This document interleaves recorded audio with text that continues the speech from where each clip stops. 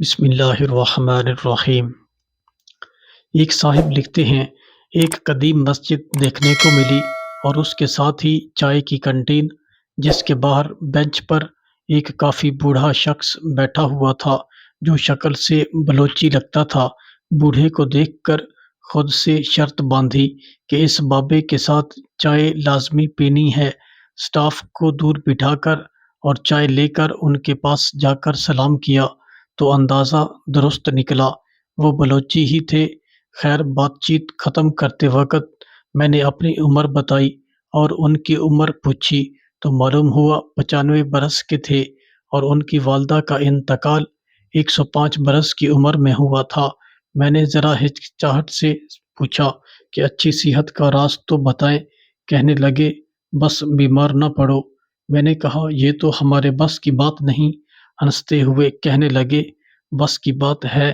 میں نے کہا، آپ بتائیں، میں ضرور عمل کروں گا۔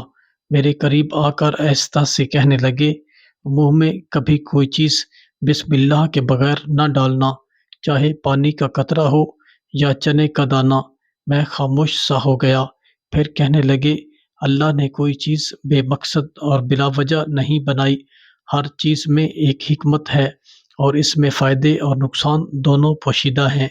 جب ہم کوئی بھی چیز بسم اللہ پڑھ کر منہ میں ڈالتے ہیں تو اللہ تعالیٰ اس میں سے نقصان نکال دیتے ہیں۔ ہمیشہ بسم اللہ پڑھ کر کھاؤ پیو، اور دل میں بار بار اللہ کا شکر ادا کرتے رہو، اور جب ختم کر لو تو بھی ہاتھ اٹھا کر شکر ادا کرو، کبھی بیمار نہ پڑو گے۔ میری آنکھیں تر ہو چکی تھیں۔ کاش ہم بھی اپنے بڑے بزرگوں اور علماء کی مجلس میں بیٹھتے، بہت کچھ سیکھنے کو ملتا، جو آج کل کی نئی نسل کو نصیب نہیں ہو رہا۔ یہ نئی نسل اخلاق و ادب سے محروم ہوتی جا رہی ہے۔ ان کو تو بس ہاتھ میں موبائل نیٹ فری ملنا چاہیے۔ مجھے چونکہ دیر ہو رہی تھی، میں سلام کر کے اٹھنے لگا تو میرا ہاتھ پکڑ کر کہنے لگے، کھانے کے حوالے سے آخری بات بھی سنتے جاؤ۔ میں جی کہہ کر پھر بیٹھ گیا۔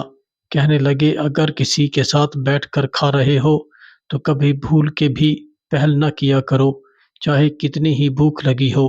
پہلے سامنے والے کی پلیٹ میں ڈالو، اور وہ جب تک لقمہ اپنے منہ میں نہ رکھ لے تم شروع نہ کیا کرو۔ میری ہمت نہیں پڑ رہی تھی کہ اس کا فائدہ پوچھوں، لیکن وہ خود ہی کہنے لگے، یہ تمہارے کھانے کا صدقہ ادا ہو گیا، اور ساتھ ہی اللہ بھی راضی ہوا کہ تم نے پہلے اس کے بندے کا خیال کیا۔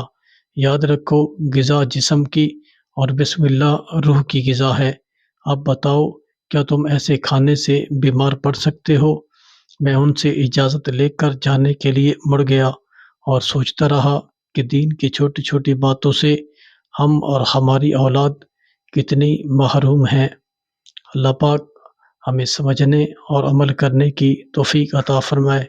آمین یا رب العالمین۔